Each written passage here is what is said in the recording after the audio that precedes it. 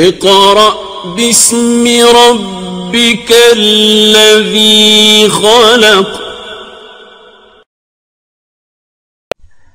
And Abdullah ibn Mubarak, he came to the grave of Imam Ebu Hanifa shortly after he passed away.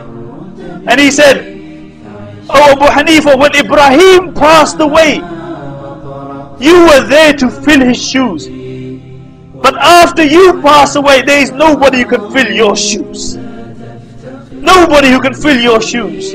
And somebody saw Imam Ebu Hanifa rahimahullah in a dream. They saw Imam Ebu Hanifa in a dream, and he was in a very blissful state. And he asked him, "How did you attain this state?" And look at this. Imam Ebu Hanifa said, "I attained this state because of those people who slandered and cursed me after I passed away." One day a man came to Abdullah ibn Mubarak rahmatullah alayh, and he complained about Imam Ebu Hanifa, he's this and he's that. And Abdullah ibn Mubarak said, he said, "You know, your example is the example of a ram who knocks his horns against a mountain. His horns will break, but nothing will happen to the mountain." He said, "You are the ram and Abu Hanifa is the mountain." And the truth is that anybody who slanders Imam Abu Hanifa, and I say one thing here, this is not a direct attack on any one individual. This is a general statement regarding anybody who slanders the Salaf Salihin. Because the Prophet ﷺ said, one of the signs of the day of judgment is when the latter of this ummah will curse the former. Will curse the former. The truth is that those who curse Imam Abu Hanifa, this does nothing besides elevate the status of Imam Abu Hanifa. Imam Shafi says, why did Allah not stop people cursing the Sahaba? Although the Sahaba were the best of people to walk on the face of this earth after the Anbiya. And he says, because Allah wanted to elevate their status even after their demise.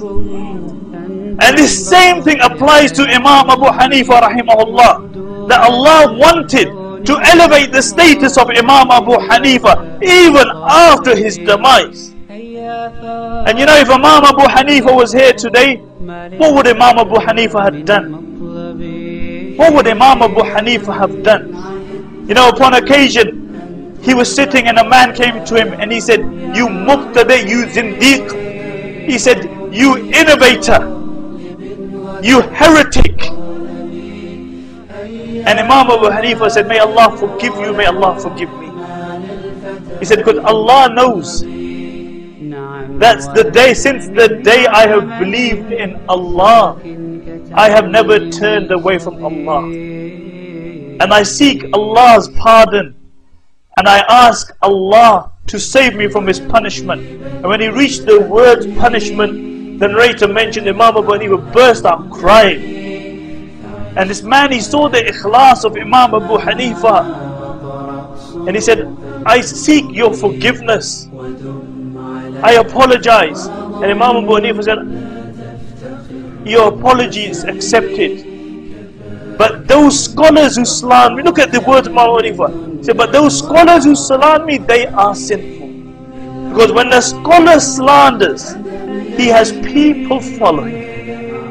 And his statements last for a very, very long time. And our request is that the blind following of any manhaj, any approach, shouldn't blind us to the fact that we start cursing the Salaf or criticizing the Salaf. We should be balanced. We should be mu'tadil.